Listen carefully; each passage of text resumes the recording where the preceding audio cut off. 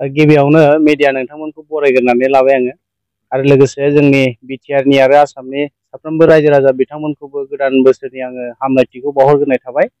दिनै जोंहा निज्लागुरि निजोरा इको टुरिजमा ब्रैथि खेब बेखेवनाय हाबाफारिया बे जानानै थांबाय। मोजां मिजानो जानानै थांबाय आरो जोंहा गोबां बेखेवनाय हाबाफारिजों लोगोसे जोंहा गोबां दिनै इभेन्ट्सफोर लानाय जादों, जेरै कालसारेल प्रग्राम दङ।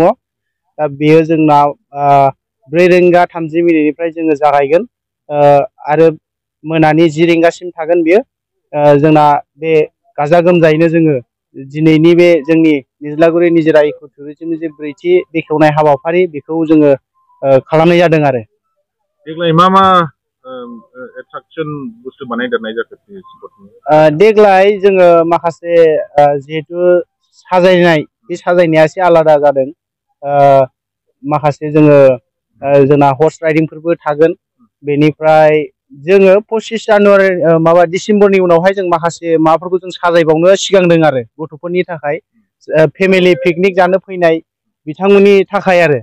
ओमफ्राय मा मा सुबिदा दङ जानो फैग्राफोरनि थाखाय? मा मा सुबिदा खालामना होनाय जादों? सुबिदायाथ' जाहैबाय पिकनिक जानो फैग्रा बिथांमोना ओंखाम ओंख्रि लानानै फैयाब्लाबो बेयाव जाफैनो हानायनि सुबिदा दं आरो। जोंना हटेल दङ आरो जुदि संनानै जाफैनायबो बेब'स्था दङ, जेरै दैनि बेब'स्था जों दंखल खुरना होदों। बेनिफ्राय टयलेट दङ जोंहा। बिदिनो जोङो नांगौखिनिखौ जोङो मा होनो रेडि खालामनानै होनाय जादों आरो देग्लाय। हाबनायनि बेसेनफोरखौ माबायदि खालामनाय जादों? हाबनायनि बेसेना जोङो देग्लाय एसे बारायनाय जादों।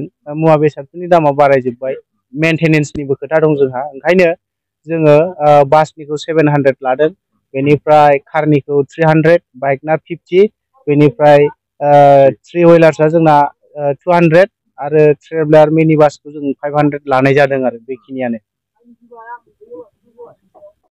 मोनानि हारिमु मोनाबिलि हिसाबै सोर सोरखौ आलासि महरै लिंहरनाय जादों? आङो बेखौनो फोरमायनो लुबैदों, जोङो कालसारेल जिहेथु प्रग्राम जों बेखौ बेखेवनो थाखाय जोङो बावैसो जोंनि बिटिआरनि EM मोननाय मान होनो गोनां सायखं बसुमतारी सार बिथांखौ जों लेंहरनाय जादों बेखेवनो थाखाय।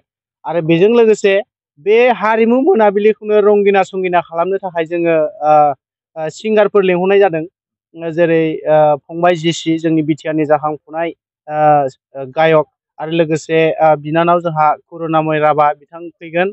आरो जोंनि दादगारि एबा सान्थिपुर ओनसोलनि जोंहा मोनसे बेन्ड दङ, जम्बु बेन्ड होननाय, बिथांमोनाबो फैगोन। आरो ओनसोलनि जोंनि फंबाय बिनानाव मोसाखावरि बिथांमोनाबो बेयाव बाहागो लागोन। आरो जाखांफुनाय जोङो मेथाइ रोजाबनो जाखांफुनाय जों फंबाय बिनानाव मोनाबो बाहागो लागोन आरो।